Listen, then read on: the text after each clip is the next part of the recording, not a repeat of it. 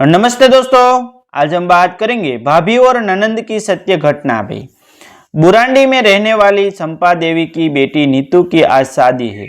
उसने अपनी भाभी शोभा अग्रवाल को कई बार फोन पर घर आने का निमंत्रण दे चुकी थी। समय के अभाव के कारण शादी का कार्ड भी मोबाइल से ही व्हाट्सएप कर दिया था। संपा देवी ने सब समझा दिया कि भाभी जी समय पर पहुंच जाना। बारात शाम को 8 बजे तक हमारे घर के द्वार तक आ जाएगी। शोभा अग्रवाल ने अपनी ननंद संपा देवी को धैर्य बंधाते हुए कहा, हम दोपहर तक पहुंच जाएंगे। उसके बाद फोन कट गया। इधर शोभा की ननंद संपा के घर में रिश्तेदार आने शुरू हो गए चुके थे। कुछ रिश्तेदार 2 दिन पहले से ही डेरा डाले हुए थे। रिश्तेदारों को ठहरने के लिए कमरों का पूरा प्रबंध था। रसाई, गर्द चादर सब मौजूद थे। शाम हो चुकी थी। आंगन में लगा शादी का टेंट और घर से गली के मुख्य द्वार तक लगी चांदनी रोशनी से जगमगाने लगी। जनरेटर की आवाज दूर तक सुनाई दे रही थी। नाचने गाने के लिए डीजे का भी पूरा प्रबंध था। शाम के 7 बज चुके थे। संपा देवी ने कई बार अपनी भाभी शोभा अग्रवाल को फोन मिलाया, किंतु संपा देवी की भाभी शोभा अग्रवाल के मोबाइल में बेल नहीं बज रही थी। सब लोग आपस में बातें बनाने लगे। लो देखो, दूर दूर के रिश्तेदार आ चुके हैं, किंतु तुम्हारी सगी भाभी अभी तक यहाँ नहीं पहुंची। लोगों तो गेरों की शादी में भी समय से पहले पहुंच जाते हैं। ननंद का मुंह उतर चुका था, लेकिन शादी में इतना काम था, वह फिर से इधर उधर कामों में जुट जाती। किसी ने बताया संपा देवी की भाभी तो सिर्फ 3-4 किलोमीटर दूर रहती है। कुछ महीने पहले उसने एक फ्लैट खरीदा था 12 लाख रुपये का। तब उससे वह अपने पाँव जमीन पर नहीं रखती है। भीड़ में से कोई एक औरत बोली, ननंद से इतनी जलन है तो रखो, लेकिन ननंद की बेटी से कैसी जलन? ननंद की बेटी से कैसी जलन? तभी लोगों ने चिल्लाना शुरू किया, बारात आ रही है, बारात आ रही है, देखो बेड़ो बाजो की आवाज शुरू हो चुकी है। कुछ लोगों ने कहा, अरे घोड़ी में दूल्हा आ रहा है। दूल्हे को उतारने के लिए दुल्हन के मामा मामी तो अभी तक आए नहीं। बारात में आए बारातियों ने खूब जमाकर 1 घंटे गली गली नाच बम फोड़े गए। अति शाबाजी हुई।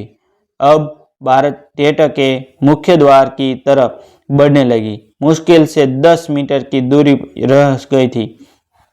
घोड़ी वाला जल्दी जल्दी घोड़ी को मुख्य द्वार पर ले आना चाहता था, जैसे उसे दूसरी शादी में भी जाना हो।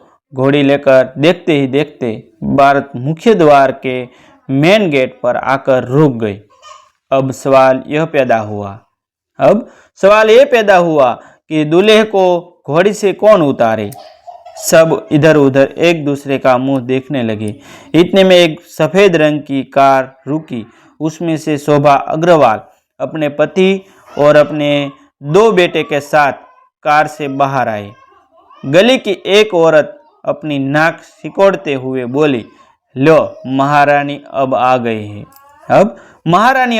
है। इससे अच्छा तो आती ही नहीं, जैसे आ रही है जैसे गेरों की शादी में आई हो। शोभा अग्रवाल के पति तुरंत दूल्हे को सहारा देकर घोड़े से नीचे उतारने लगे। वीडियो बनाने शुरू हो गई, फोटो खींचने शुरू हो गए।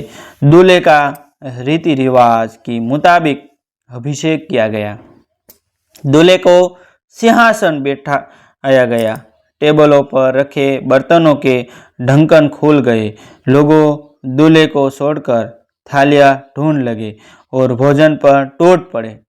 कुछ रिश्तेदार मुंह फुलाकर अभी भी बैठे हुए थे और संपा देवी से बार बार कह रहे थे कि तुम्हारी भाभी इतना लेट क्यों आई, पूछो, और तुम्हारे भैया को भी जानबूझकर लेट आए हैं।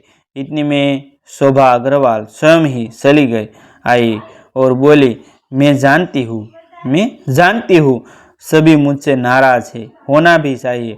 हम घर से दोपहर 4 बजे कार में बैठकर आ रहे थे। रास्ते में सड़क के किनारे बहुत भीड़ लगी थी। लोगों आपस में कुछ बातें कर रहे थे। तुम्हारे भैया ने कार किनारे लगा दी, बस यही जानने के लिए तुम्हारे भैया भीड़ में चले गए। मैं भी पीछे पीछे चल पड़ी। वहाँ जाकर मालूम हुआ कि 2.5-3 वर्ष का एक छोटा सा बच्चा रो रहा था। शायद वह अपना घर भूल गया था, वह अपने माँ बाप से बिछड़ गया था, वह सिर्फ रो रहा था। सभी उस बच्चे पर दया दिखा रहे थे, लेकिन समस्या का हल नहीं ढूंढ रहे थे। लोगों ने बताया कि करीब 1 घंटे से यह रो रहा है, न अपना नाम बताता है, न अपने मोहल्ले का नाम, न अपने पिताजी का नाम। मैंने उस बच्चे को गोद में उठाया और उसका नाम पूछा, किंतु वह मौन था। तभी भीड़ में से किसी ने कहा कि कहीं बच्चा गूंगा तो नहीं है। मैंने तुरंत उसका मुंह खोलाकर देखा तो बच्चे में उसकी जीभ तालू से चिपकी हुई थी। मैंने तुरंत उस बच्चे को अपनी कार में बैठाने के लिए ले जाने लगी और बोली, रास्ते में जो भी पुलिस चौकी मिलेगी हम उसे इस बच्चे को थाने में जमा करा देंगे। शायद इसके माता पिता ने गुमशुदा होने की रिपोर्ट लिखवा दी होगी। किसी तरीके से वहाँ लोगों को हंसाने के लिए कहा होगा। लोगों की भीड़ की वजह से जाम लग चुका था। कुछ देर बाद जाम हट गया और हमने अपनी कार को पुलिस थाने के बाहर जाकर रोका। उस गूंगे बच्चे को थाने में पहुंचाने के बाद हमें पुलिस स्टेशन में ही रुका दिया गया। पुलिस अधिकारी ने बताया कि बड़े साहब के आने तक आपको यही इंतज़ार करना होगा। 2-2.5 घंटे बाद बड़े साहब आए। हमने उन्हें अपनी समस्या बताई कि हमें शादी में जाना है। शाम के 8 तो ही बज चुके हैं। ठीक है, एक प्रार्थना पत्र लिख दीजिए।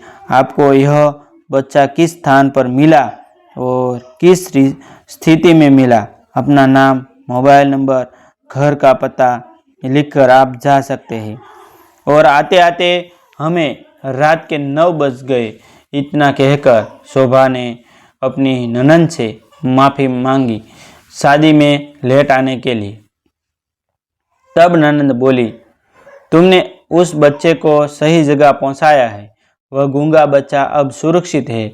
जल्द अपने माता पिता के पास पुलिस उसे पहुंचा देंगी। कुछ सेकंड बाद शोभा अग्रवाल के व्हाट्सएप पर एक छोटा सा वीडियो क्लिप आया।